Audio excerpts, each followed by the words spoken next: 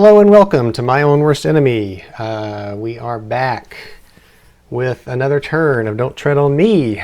This takes us up to turn 6 that we're getting ready to start. Welcome back if you've been following this up till now. My name's Mike and we are going to continue on. So, as is becoming normal with these Let's Plays, or these learning sessions here for us, I'm going to open up with just a couple of corrections. If you watched the last episode, you know that one thing that I did do wrong was there were a couple of battles where some Continental armies were eliminated, and for whatever reason, who knows, when I eliminated those Continentals, I drug them right back into the American Rebels force pool. And that shouldn't have done that. What happens when you eliminate a rebel unit is it would go, well, a Continental unit anyway, would go to the prisoner of war box. So I've actually come in and I drug those same two Continental units out that I had put in the Continental Army pool, and they are now in the prisoner of war box where they should have gone to begin with. The COS units never go into the prisoner of war box. They went back to where they should go. So that wasn't a problem, but these guys they're where they should be now. And let's see, what else did I do? Another thing that I did, and I was so eager to use my two ships to attack these smugglers that I just drug them out and just completely forgot to pay the cost of those ships. And I pulled out a strength 4 and a strength 3, so I should have paid £3 to in order to use those ships to attack the smugglers, and I breezed right through that without showing that cost of the operation. So what I'm going to do at the very end of the last turn, I actually I paid £3 to raise the loyalty of Pennsylvania and Virginia. Remember, you can trade with the rebels to boost your loyalty in those states, and I did that with those £3 that really I should have spent on these ships. So what I'm going to do is I'm going to correct the loyalty adjustment for Pennsylvania first, and I had paid £1 to raise their loyalty up to 4, so we're going to put them back to 3. And in Virginia, I had actually paid £2 to increase their loyalty to 4, so we're going to put them back down to 2. Because in reality is, once I got to that point in the turn, I really didn't have those £3 that I spent on these ships to do that with. So it's disappointing because their loyalties remain so low, and I really wanted to raise the loyalty, but if I had been paying attention, maybe I would have done something differently to save some of that money, but who knows.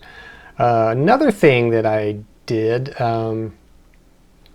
was this privateer, I had said that I placed him in the wrong place, and I actually didn't place him at all. He was supposed to go into C Zone 2 up here, I think it was, and because it was already occupied, I said no, he's got to come back to the Caribbean. So he should have been in C Zone 6. This smuggler, which I did place into C Zone 6, should be down in the Caribbean instead. So it had no effect on the last turn game-wise, because whether it's this smuggler was in there or this privateer was in there, it still would contribute 1 Continental Army into Carolina. So it will affect this turn, though, because if I do decide to attack that privateer, I'm going to have to pay for that. Or not pay for it, but I'm going to have, well, we'll have to pay for it, but I'm going to have to give them a chance to attack me before I attack them.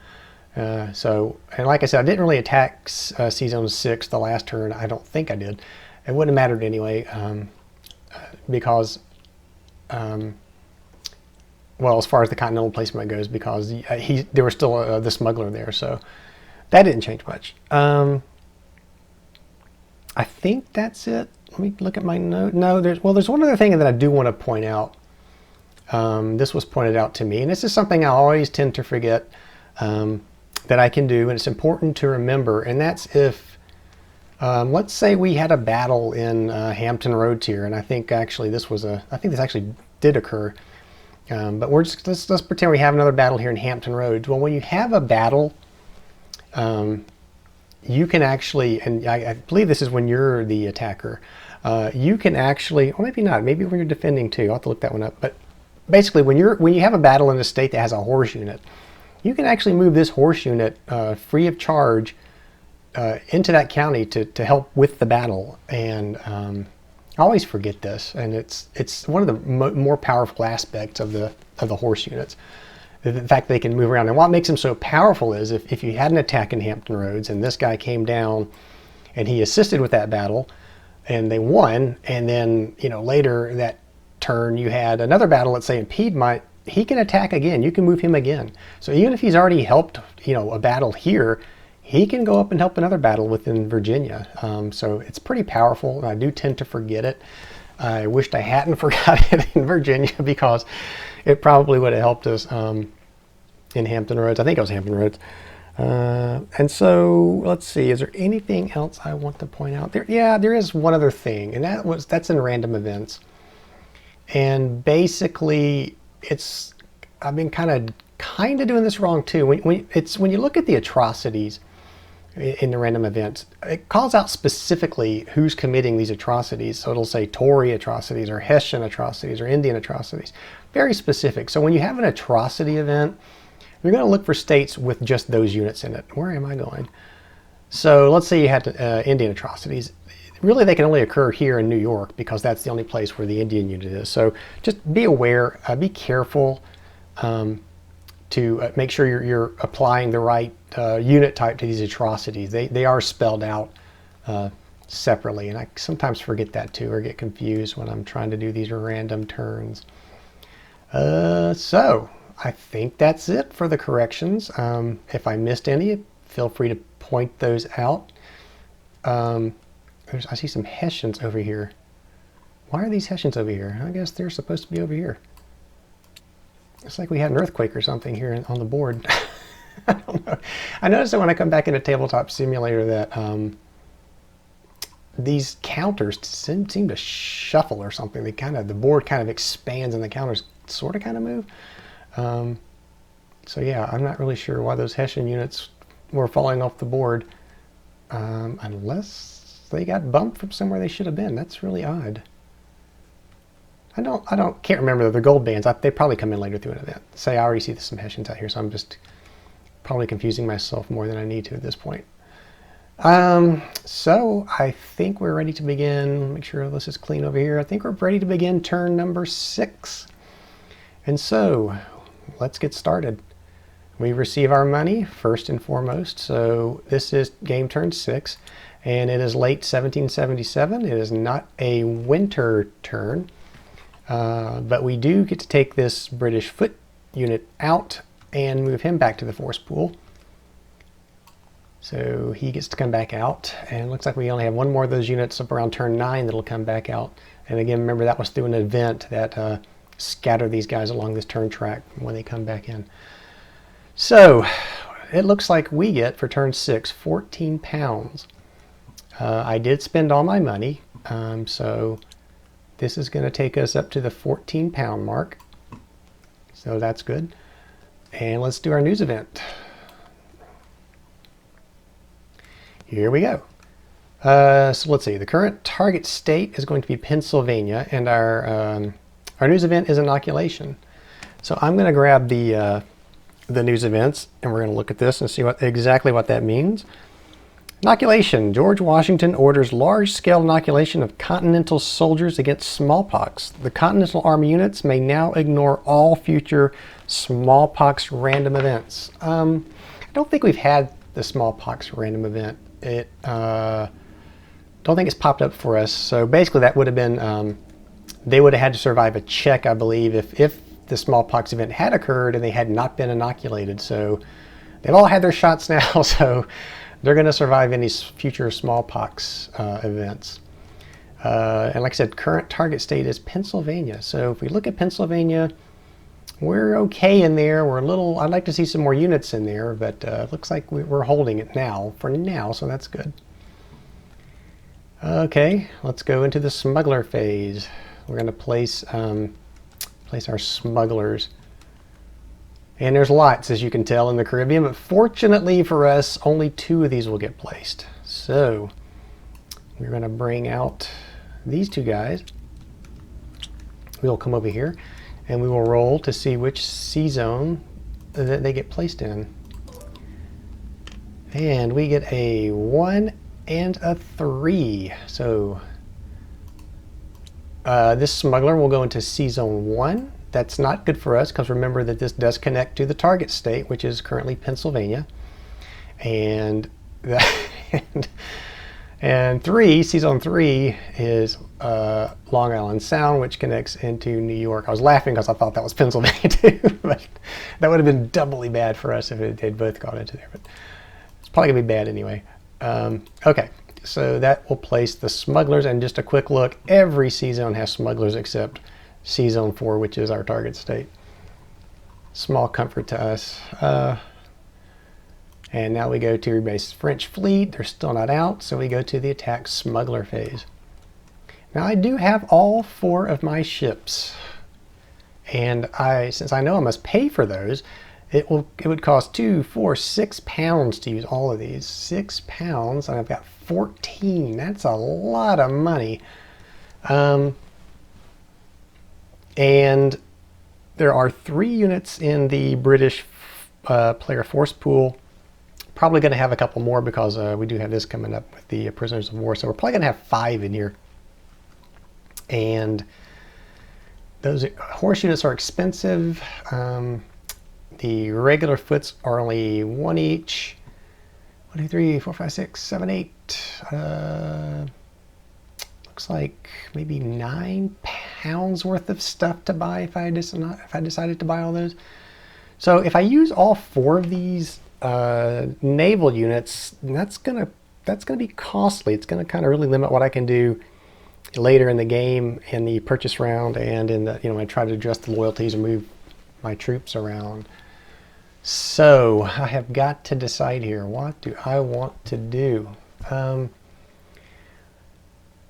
At minimum, I know I'm going to pay 2 pounds. So I'm going to go from 14 to 12. I do want to use one of these strength 4 units in the North Atlantic. So let's get that out. Because I want to keep Continentals out of Pennsylvania if I can, as much as I can. So we're definitely going to attack up there.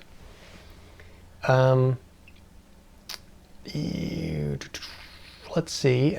And then, so New York is pretty well defended right now.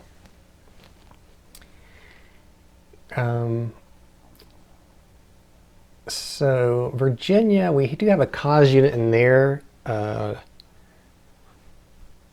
have another Continental there if, well, we are going to have another Continental if this smuggler's not taken out. And then we still have the privateer down in Sea Zone 6. It's, ew, decisions, right? Well, you know what? I'm going to spend 2 more pounds. That'll take us down to 10 to place Hal, this strength 4. I'm thinking the strength 4 ship into Sea Zone 6. And I'm just going to do it. I'm going to pay another pound to place a strength 3 in the Chesapeake Bay, Sea Zone 5. And then, see, I've already taken us from 14 down to 9. Very expensive. And I do want to buy some more foot soldiers. It's just another pound to get this last ship out. That would leave us with 8. We could buy, I don't think we could, well, oh, and then do I want to leave some money left over to raise a loyalty? Again, this is what I like about this game. It's one of those solitaire games where you actually have to think about what you're doing. A lot more thought goes into this than your average solitaire game. So well designed. Yeah, you know what? I'm going to pay this pound, and we're going to put all of our, yeah, why not? You know, we've had so many so many times that we couldn't use all of our ships. This is probably the first time that we could do it. So why not? Let's do it. Let's spend our money and get down to 8 pounds. That leaves us with 8 pounds, and let's attack these smugglers best we can. And we'll just start right up here at the top. So starting in, well, let's make sure we're keeping up. Yep, we're still where we should be. So let's attack this smuggler in the North Atlantic Sea Zone, and he's strength 4, so I got to roll 4 or less, and I roll a 6. So what does that mean? That means Parker goes back to in harbor, and the Continental, it is going to be a Continental. That smuggler gets to stay out in Sea Zone 6. All right, I can't do anything in Massachusetts Bay, so we come down to Sea Zone 3, and we've got a strength 3, so he's got to roll a 3 or less to get rid of this smuggler. Let's see what we get. Oh, we get a 3. Good. So that takes this smuggler out of Sea Zone 3, and this guy comes back into harbor. And that'll take us to the Chesapeake Bay, so another strength 3. We want to roll a 3 or less again. And we roll another 6, so that's not good. This is not money well spent. So we come down to Sea Zone 6. So down here, the privateer will get to fire first. So on a roll of 1 or 2, he'll survive and send Hal back to harbor. So let's see what he gets. Let's hope he rolls a 6. He rolls a 4. Well, that's good. We'll take that. That means we get to fire back now. So we need to roll. We're a strength 4, so on a roll of 4 or less, we will get rid of that privateer, and we rolled yet another 6. Okay. Well, he gets to stay out there. Okay, that wasn't good. That money was definitely not well spent. So, moving right along. No shadowing of the French fleet yet. So now we go into the British ground phase. No winter attrition, so we're not in a winter turn. So we come down to amnesty. That's where if we had 5 or more units of either side, they would be granted amnesty, but we do not have that this turn, so we go right into paroles. And paroles, it's an even exchange, lowest number, so there's 2 on each side, so this is pretty straightforward. So these 2 Continentals they'll get to go back into the force pool. So let's drag them back, and I'll get to take these 2 British units, and they get to come back to the force pool. Not the American force pool. They get to come back to the British force pool. And now the prisoner war box is empty. That's good. I think that's good. And then it takes us to unit purchase. Remembering that Hessian units must be purchased first, but we don't have any at this time. So it'll just be a purchase of British units. So we see here that we have, let's sort of sort these out a bit. We have the 2 blue band unit. One's the blue band horse, so he's 3 pounds to buy. This is a blue band foot. It's 2 pounds. And then we have each of these. I believe the loyalist gold is he's just a foot. So these are 1 pound each. So if we wanted to buy all of this, it would be 3 plus 3 is 6, 7. Be 7 pounds to clear out our force pool box. Is that right? The blue band, no, that's a blue band foot. So that is wrong. I think it'd be all 8 pounds. So 3, 4, 5, 6, 7, 8. So if I wanted to buy all 5, we would have no money later for raising loyalty or transporting or any of the other good stuff. So let's take a look. Who knows, maybe I'll want to use all my money here. Like I said, Pennsylvania is the target state. I kind of want to get some more units into there. We still have Virginia to deal with here because we have a cause unit, and we still have these smugglers, which will put Continentals into Virginia and Carolina. So let's see. You know what I do want to do is I do want to bring out one of these stronger fortress town units because I want to get the cause unit down there. Now he's only 1 strength point in that town. So here we could bring out any of these British units, not the Loyalist, he's only a 2, but any of these other ones are strength 3. So I definitely think I want to grab, I'm going to grab one of those. I'm going to grab this one because he's cheaper. He's still strength 3. He's 2 pounds, so that's going to take us down to 6 pounds. See, I remembered to pay for that, so that's good. And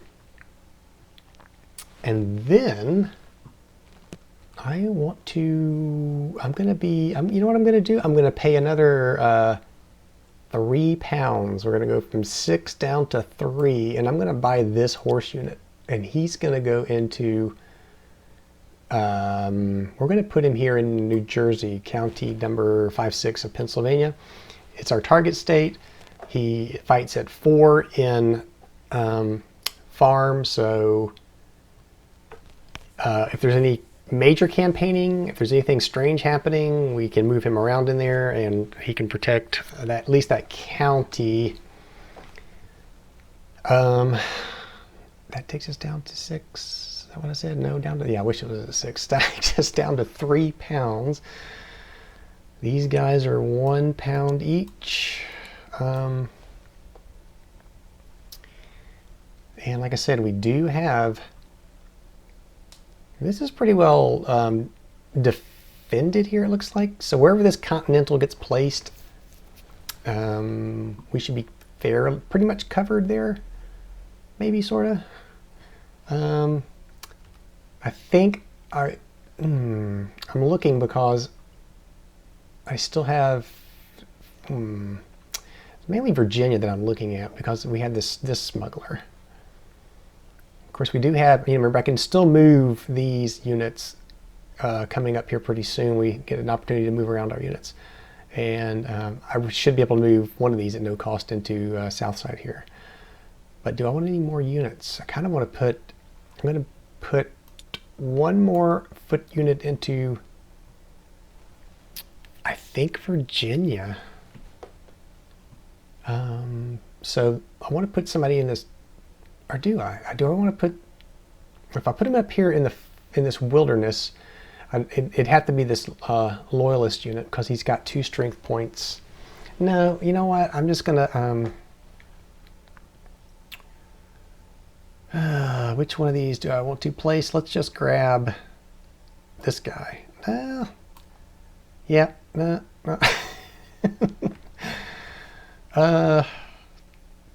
Yeah, all right, let's just put this guy into Southside. That's going to leave me with 2 pounds. I could still bring out both of these. I could bring out one of those. I am going to be stingy. This may be a huge mistake. I may regret this, but I'm going to leave myself 2 pounds. I don't know why. Like I said, I like to do that. I like to have a little bit for that late game stuff that sometimes I forget to do. So that's it. That's my purchasing. And if you've been watching by now, you know that's also my deploying because I purchase and deploy as I go. Unit movement. Here we go. So get my notes back out here so we can catch up to where we're at. I got ahead of myself. This is where I believe I was just talking about where I can use my, I can move any where to go? Any unit in a state to any county at no cost. I just want to double check it again. Yep, any British player, foot horse, can now be moved to any county in the same state at no cost. So don't worry, I'm not worried about that in Carolina. I was worried about that in Virginia, but now, let's see, we do have, I can move another, you know what, that's a good idea actually. I'm going to move one of these guys to Hampton Roads because, it's not a huge, difficult decision. I'm going to move this guy because he's strength 4 and in this Hampton Roads town fort county. So we're going to, at no cost, we get to move him to Hampton Roads. So he's going to go in there. Up here in Pennsylvania, I'm not going to move anybody. And in New York, let's see. And you know what I did? I see. I got to pay attention here because we now have one Continental coming into Pennsylvania. That's okay though. We still have a horse unit that can move into this lower county if need be. So yeah, okay. So don't think I want to move anybody in New York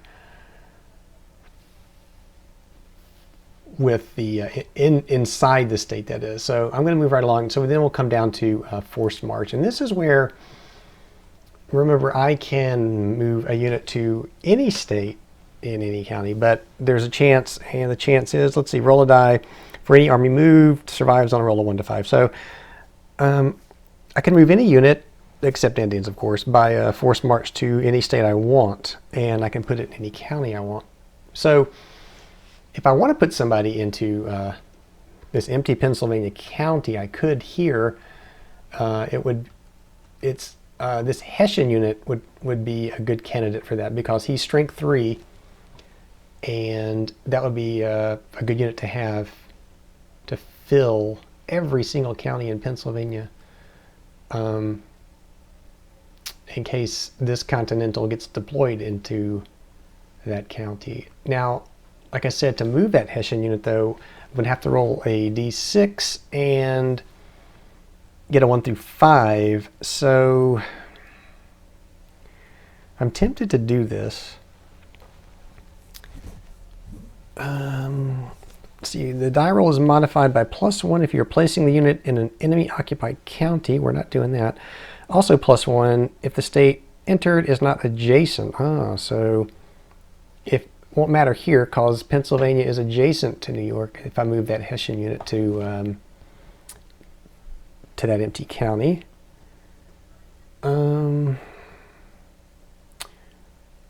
Let's see, for forced march purposes, Quebec and New York are adjacent. I'm not going to march anybody out of Quebec. Pick them, let's see. Don't want to abandon a state if you force march somebody out. So none of that applies here. It would be basically, I would move this Hessian unit to this county, and on a roll of 1 to 5, he'd survive. The question is, do I want to do it? And,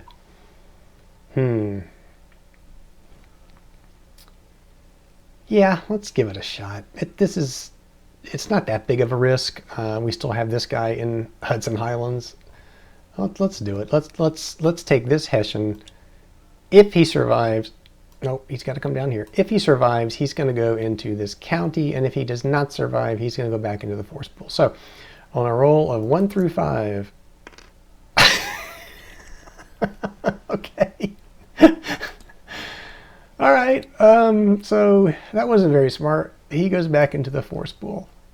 Okay. Let that be a lesson to you. That's why I hardly ever, never, ever use force march. Because the one or two times you try it, you wind up losing it. Painful. All right. Anyway, we all got to see an example of the forced march, and number one reason why not to do it. Okay, British horse action. So we do have horse units out now. We have 2, and so here, British horse actions. Where did it go? Okay, so any British horse unit can now be moved to any county in any state at no cost. So, of course, you can't abandon, and you have to watch for Lee here. So this is kind of like what I did with that Hessian, except there's no die roll. Can't move through Lee. So I don't think Lee is out anymore. I believe he's back in the. I think he's back over here in the force pool. So I can move either of these horse units basically anywhere here I want in any county, but I'm not moving them anywhere. I could move them. I'm not moving them anywhere. We're gonna leave everybody right where they're at. You'd think we would have learned our lesson. And now we place George Washington into the state with the most British player units. He's currently in Virginia, and there are 1, 2, 3, 4 there. There's 3 in Pennsylvania. There are 4 in New York. So I'm thinking he's going to go to New York.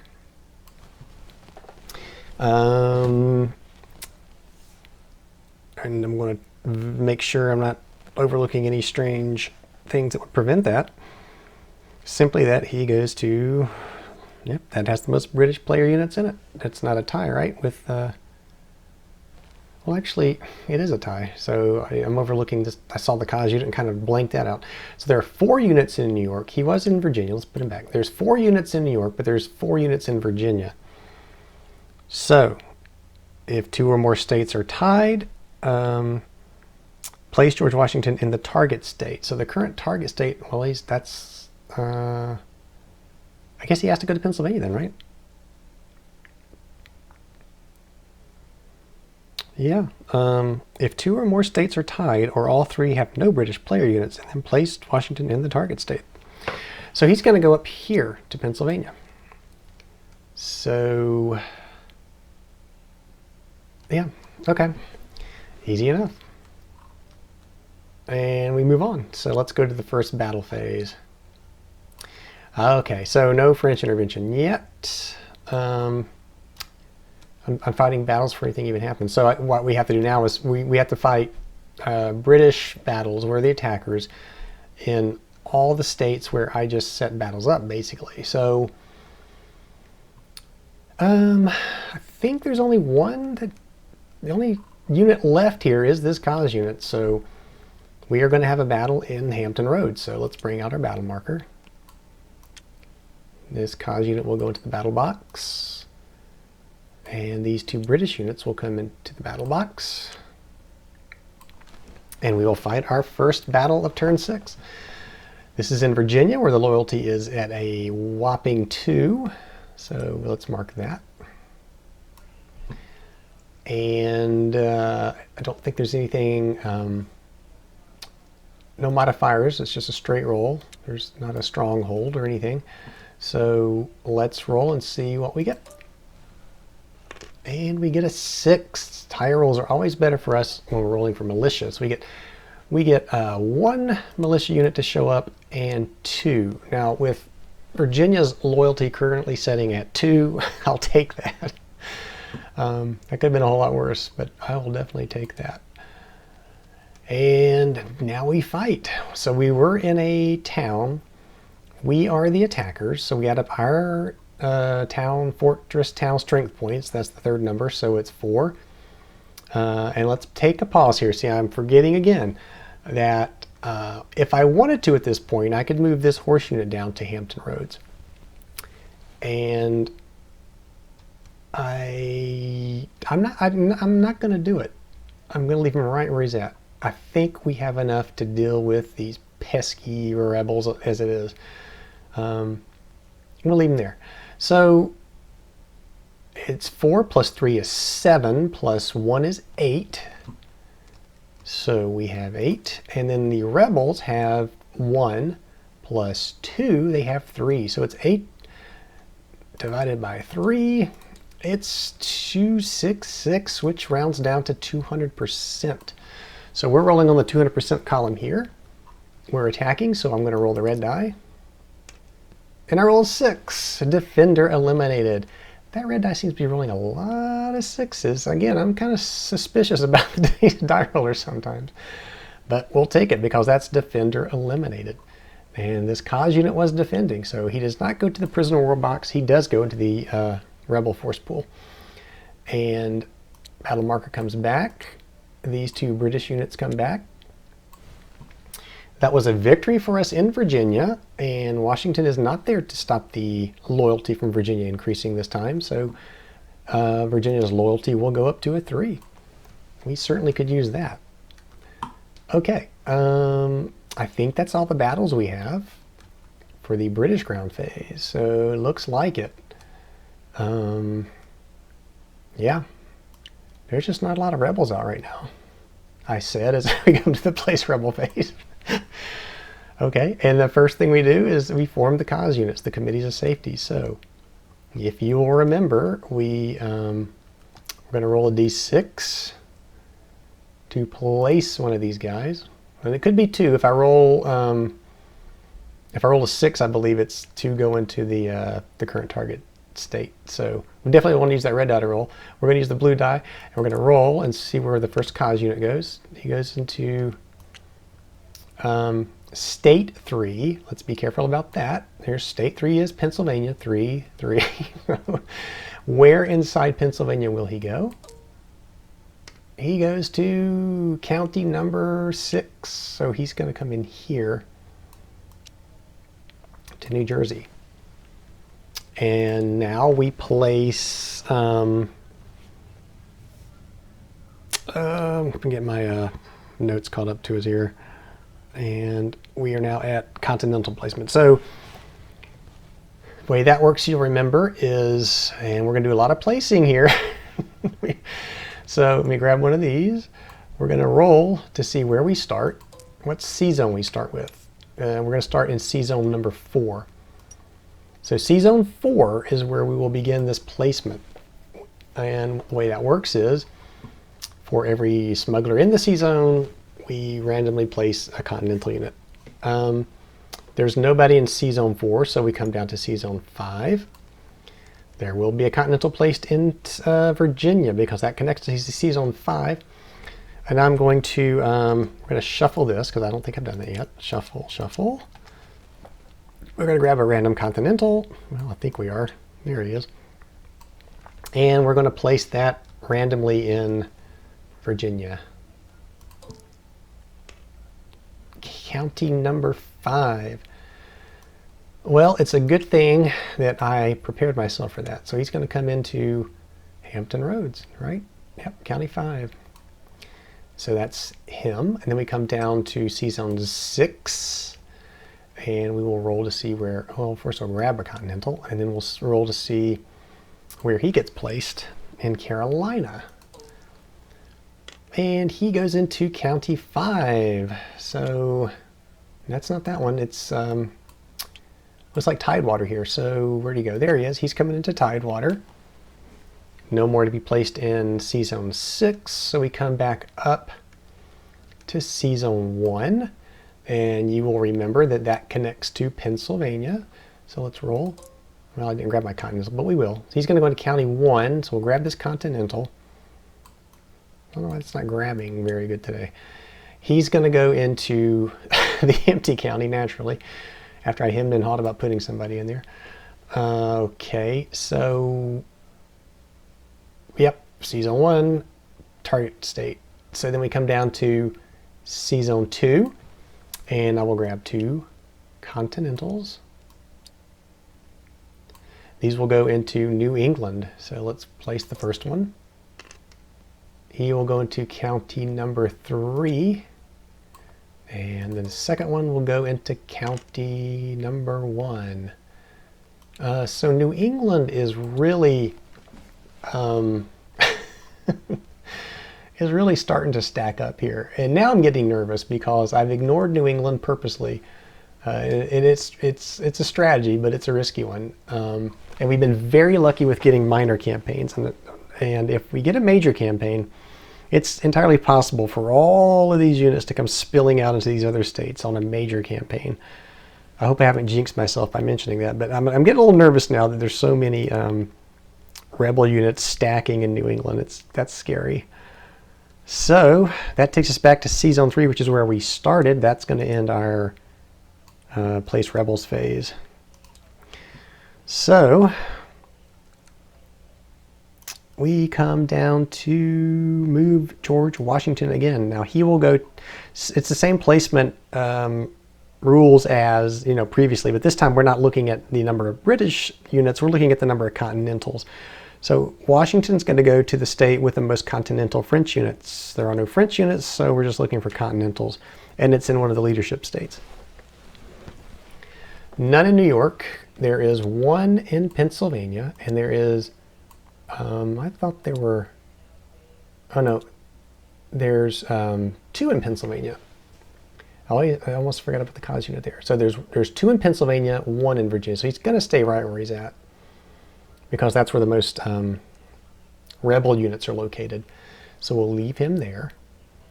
Turn Benedict Arnold? Not yet. He's not only is he not on the map, but we don't get that event till he actually weds Peggy Shipton. So we will wait on that. And now we go to the second battle phase. And if you're observant, you will note that used to be a reconvene Congress mistakenly under here. I couldn't find an updated sequence of play sheet, so I just basically updated this one. I moved the reconvene Congress if in flight direction back into the logistics phase where it belongs, so I won't trip myself up there, I promise. We now simply conduct battle phases again. And of course, this time the rebels are attacking. New England, well, no, they're up here partying, but they're not attacking anybody. And all's quiet in New York. No battles to be fought there. There's one battle to be fought in Pennsylvania, and that's here in New Jersey. So we're going to grab this battle marker, and we're going to pull this Kaz unit out, and we're going to pull our horse unit out and fight this battle. So there's no modifications for loyalty on the militia roll. If we look at Pennsylvania, they're currently sitting at a 3 on the loyalty chart, so we're going to move this to 3, and we are going to roll to see what militia we get. So hope we roll high again. Well, we roll 3, so that's, we get none, they get 2, so we get none, they get 2. And we fight, and we're in farmland, so they're attacking. It's the second number on the counter, so it's 1 plus 2 is 3, so that's 3 for them, and we get 4 plus 0, so it's 3 divided by 4, which will put us on the 65% column. Well, it'll put them on the 65% column. So they will attack. And they roll a 3, so that's an exchange. And if you remember, you've been watching, you'll note that this has confused me more than once too. But we will try to do it right here. So it's the way an exchange works is, and I'm going to pull the rule book out again, although it's also in my notes, but we'll read directly from the rule book to make sure that if we get it wrong, that we tried the best that we could. Exchange. So you will look at who had the most strength points here. So whoever had the lower number of strength points loses. So fortunately for us, the rebels lose this battle because they had 3, we had 4. So they will lose the battle, they will be eliminated. And then what happens after that is we will have to eliminate an equal number of strength points. So we only have 1 unit, we can't do that. So the 1 unit will retain the field, as they say in the rule book. Which works out good for us. So we'll reset this. He's going to come back into the force pool. Our lone horse unit will survive. And this is in Pennsylvania. Unfortunately, Washington is there. So we will not get the loyalty increase, which I desperately, desperately need. So due to Washington being there, we will not get that. I think that's it for Pennsylvania. Yeah, no, yeah, there's no battle there. So we go to Virginia. And we have the battle at Hampton Roads. So let's bring the battle marker out. This Continental goes into the battle box. And we have these 2 British units into the battle box. Virginia is also at a 3, so we'll leave that at 3. There's no modification for the militia roll. It's going to be a straight roll. And let's see what we get. Let's hope it's a high number. It's a low number. So we get none, they get 3. So that stays at 0, and they get 3. And we are fighting in a town. So, or a fort. They're attacking. So fortunately, he's only a 1, so it's 1 plus 3 is a 4. So he's 4. And we are defending at 3 plus 4 is 7. So it's 4 divided by 7. And it puts them on the 50% column. So let's see what they get. they roll a 1, which is an attacker eliminated. Well, that's nice. We'll take that. So he's eliminated. That doesn't mean go to the force pool. It means go to the prisoner of war box. So he's up here. And these two guys come back to Hampton Roads. And we'll reset this. Clear that. And that was a battle in Virginia. Washington's not there. We won that. So their loyalty will increase by 1. Look at that. All the way back up to 4 already. That's actually good news for us. So, moving right along, we come to the Carolinas, and we do have a battle in Carolina. We have one here in County 5. So let's bring the Continental out. We'll bring the British player me out, and looks like no modifications. Carolina is currently, I think they're our high one, right? Yeah, they're up at 11 loyalty, so let's hope that works out to our favor. Mark that at 11. It is not in a stronghold, it's just a straight roll. And let's see what we get. We roll a 4. So a 4 is, we get 2, they get 1. It's nice. So let's battle. We're in farmland, they're attacking. So this Continental Army has a strength point of 2 plus 1 is 3. So they're attacking at 3. And we're defending at 2 plus 2 is 4, so it's 3 divided by 4. Puts them on the 65% table again. And they attack. Let's see what they get. Let's hope they roll low. They don't, they roll high. So they roll a counterattack. So a counterattack is, if you'll remember, basically the attack is parried and we refight. Only this time we do it on the 100% column. And I noticed in watching the last turn that I kind of slipped up here, and it worked out good. It wasn't a mistake, but I put that on the 100% column and proceeded to calculate the militia anyway. It didn't change anything, so be careful. It's simply you're at 100% and you refight the battle, but this time the defenders are now the attackers. So the way it works now is you say, okay, we're still in farmland, but now we're attacking at 4, and the rebels are defending at 3. So you're just flipping what it was before, and I'm doing just what I told you not to do, and I've done this throughout this entire playthrough. It's hard to explain and do this video at the same time, I suppose. It's on the 100%, so we will be the attackers. So we're going to roll the red die. And we roll a 6, so it is defender eliminated. That's great for us. So we counterattacked and we cleared out the rebels. So we'll take our foot soldier back to Tidewater. That will eliminate this Continental Army, so he'll go up to the prisoner of war box. We'll reset this, and that will boost the loyalty in Carolina again. And they are at their maximum now. So you'll note the on the turn track, and it's on the game one too. So if you look at turn 11, it will actually show you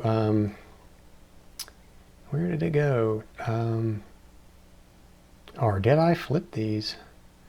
You know, no, I'm looking at the wrong thing here. Carolina goes up to 12, not 11. That's their maximum. That's why the CA is up here, and you see it on the game's turn board. It says CA turn, or not turn.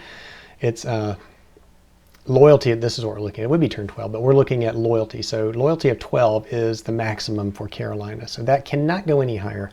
It can certainly go lower. And I believe that is all of the battles. Yep. I think we're good. So we've completed the second battle phase. Now we conduct the rebel campaign phase. And this is where we got to be careful of what's taking place in New England.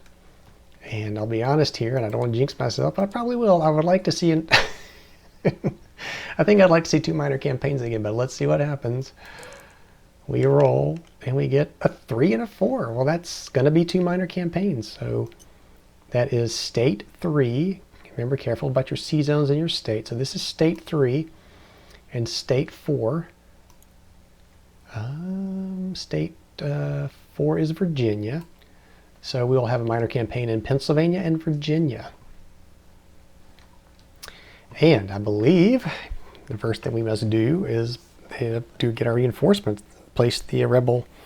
They get to reinforce before they start their campaigning. So let me grab my notes, because I do have this spelled out for the minor states.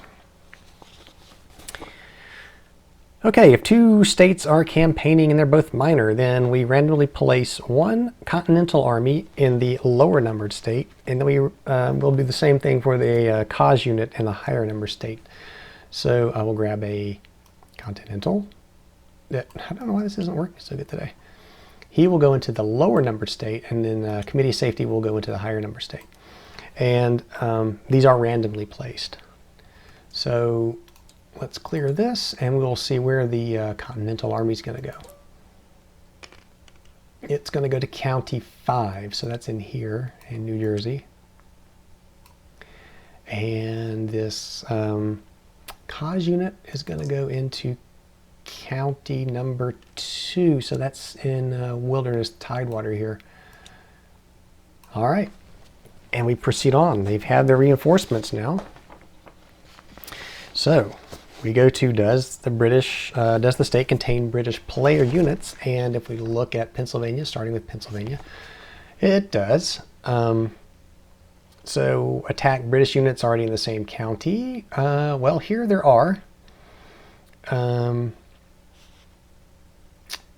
So I'm looking because, let's see. We still have this other Continental in this lower county. I'm just making sure he doesn't get pulled into this battle yet. I don't think he does, but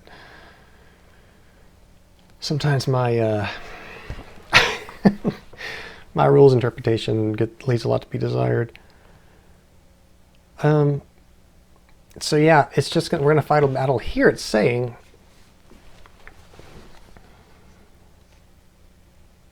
the attack protocol. Yep, attack British units already in the same county as the rebel stack. So let's do that.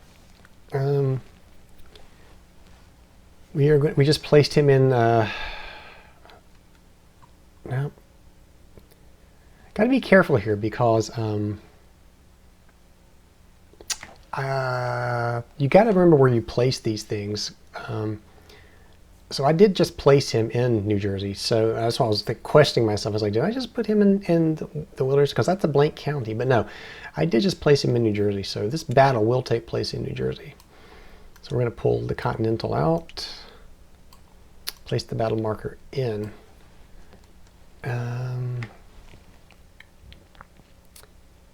And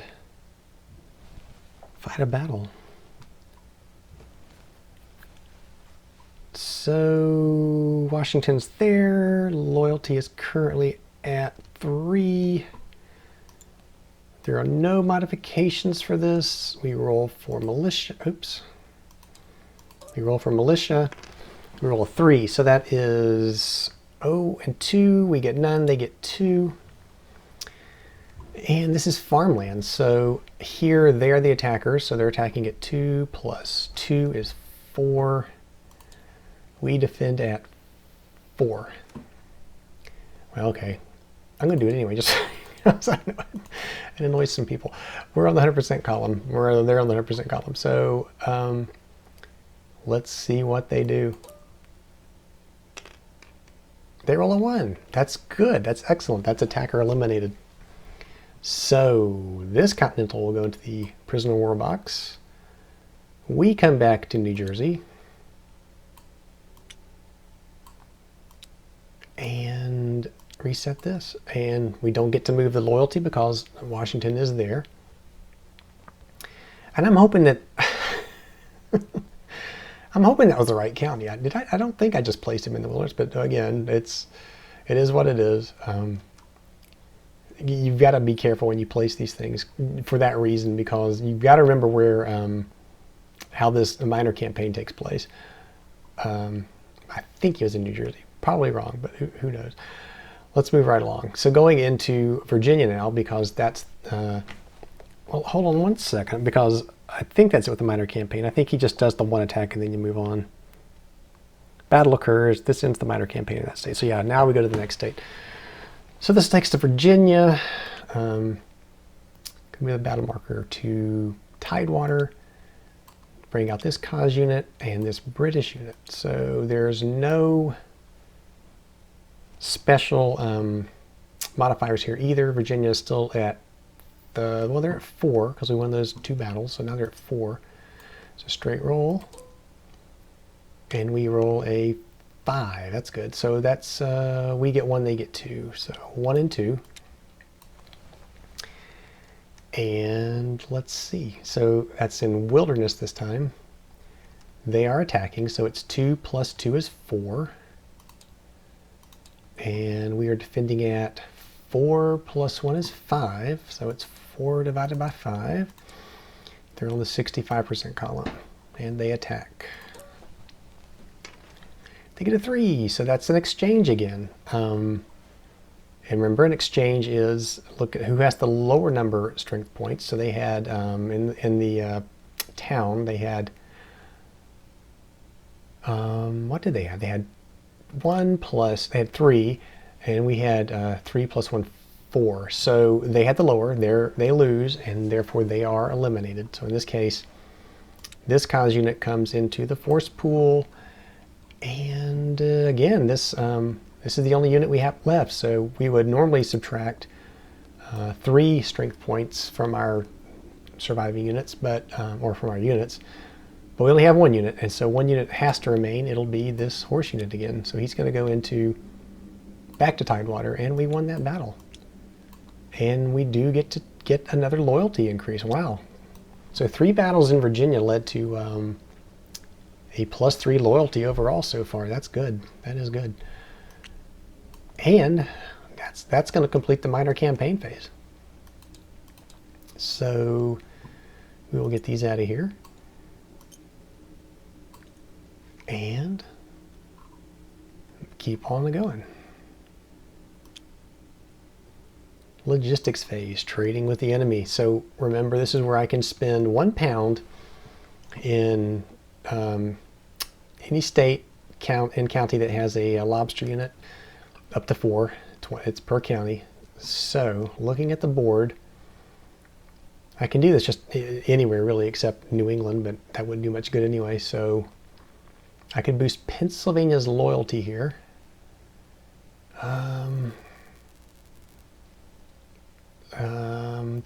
I could actually do it a +2 for Pennsylvania because I could pay 2 pounds because there's 1 in County 2, 1 in County 6.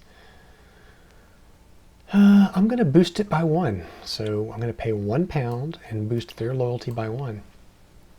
And since we did so good in Virginia, I'm not going to worry about Virginia or any of these other ones. I'm going to leave everything where it's at. And we're going to keep going. We're going to go to naval transports. And I don't think I want to transport anyone. I'm going to leave everything where it's at. So let's go on to Naval Reset. That's basically where you take all of your in-harbor units and put them at sea. So all of our units go back out to sea. I'd like to see that. And we reconvene Congress if it is in flight. Well, it has been in flight for quite some time. 2 6s in a row. It's amazing. So we're going to hope we do that again. And so, okay, we're going to roll a d6 and see where Congress goes. We roll. Oh my God. I don't believe it. This is unreal. Totally unreal. I cannot. This is the 3rd time I think in a row this has happened. So if you roll a 6, Congress stays in flight, and we get to lower the Liberty Bell. So that takes it to 0. I've never seen this happen. I have never ever seen this happen. This is unreal. Wow. Okay. I don't know what Congress saw happen in Pennsylvania, but they are afraid to come out of hiding. They're just not going to come back, and we'll take it. That's crazy. I've never seen a game where the Liberty Bell has regressed to 0. I've never seen that. I'm glad this is where I'm videoing this. Okay, so that takes us to the Liberty phase. Continental enlistments, not this turn. They do not expire. Now we determine state control and move the Liberty Bell. So remember, we want to control the target state and 2 other states. So the target state's Pennsylvania. And we do not control the target state. Oh no. So that's it. That's all we have to check. We do control 3 other states, but that does us no good. We have to control the target state. So that means that our short-lived Liberty Bell at 0 was just that, short-lived. Let's admire it while it's down there again, but it's going to come right back up. It's going to go back to 1 because we did not keep the target state. But I enjoyed it, seeing it at 0 while it was there. That was neat. Okay, and now we come to perform state loyalty modifications. Starting with New England, and you'll remember that New England is a mess, and it can't go any lower. So there's nothing to really modify there. That takes us to New York, where we do control New York, but so that would give us a +1, but there are Hessians in New York, and there's an Indian unit in New York. So that's going to give us a -1, and that will be 0 total. So New York is not going to move. They're going to stay at 10. Looking at Pennsylvania, we do not control Pennsylvania. However, there is a Hessian unit there, so that's -1. And Washington is there, so that's -1. So yikes, we're going to get -2 loyalty to Pennsylvania because of that, because of the Hessians in Washington. So that's going to take us from a 4 to a 2 in Pennsylvania. That's going to come back to haunt us. And that's why you got these Hessian units. Yeah, they're strong, but you can see what it does to your loyalty when you use them.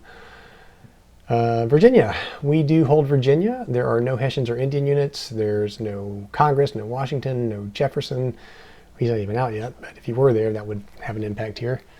So that's going to be another +1 to our loyalty in Virginia. So Virginia really jumped up this turn. That's good.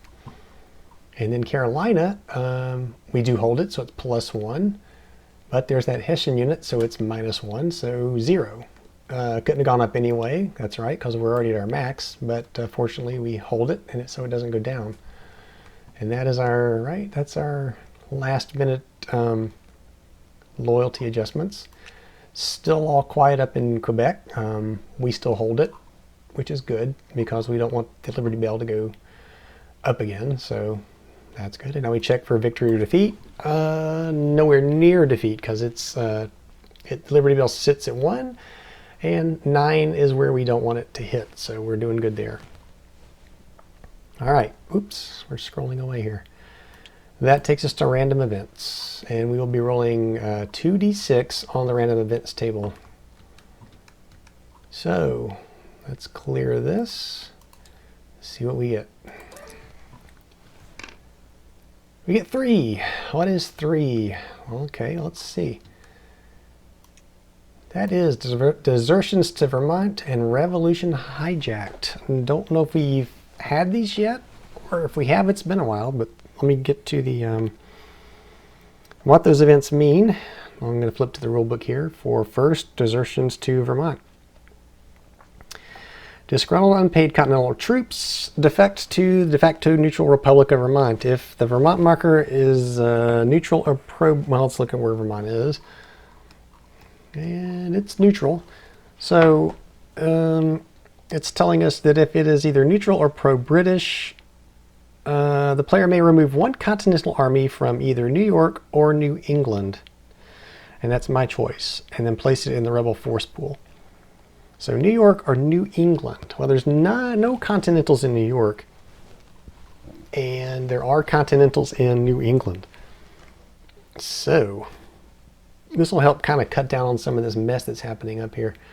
I'm just going to grab this Continental, and we're going to send him to, I did say the force pool, right? Yeah, it has to be. Yeah. Yeah. So he's going to go back in here. So Well, that's okay. We'll take it.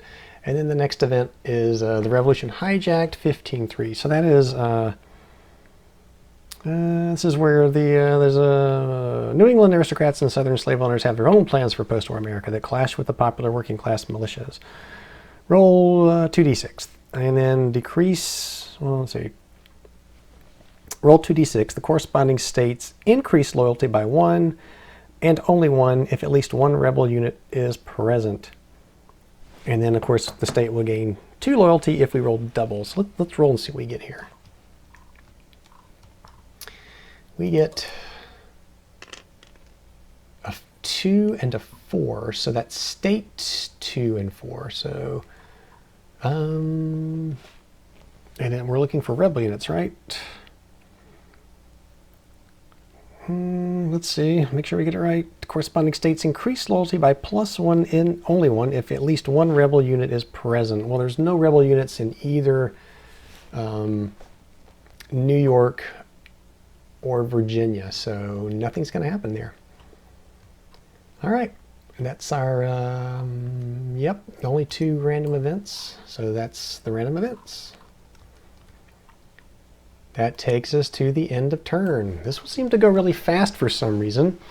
And the only question that I had from this playthrough is, did I really put that Continental in County 1 or did I put him into County 6 when I reinforced the minor campaigns? I'll look at that, make a note of it in the post-editing.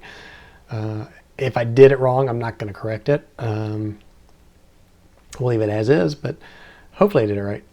No big deal if I didn't. And that's going to do it. So let's look at where we stand overall. We did not control the target state this time. I kind of, that was my fear. Even at the beginning, I didn't like leaving this county open. That came back to haunt me, I think, more than anything else. Because we would have kept that Liberty Bell at 0, which, well, we did get to see it very briefly. It went back up to 1, which is not bad. I mean, this late in the game, we're going into turn 7. I never ever have the Liberty Bell this low. So it's going to be interesting to see what happens.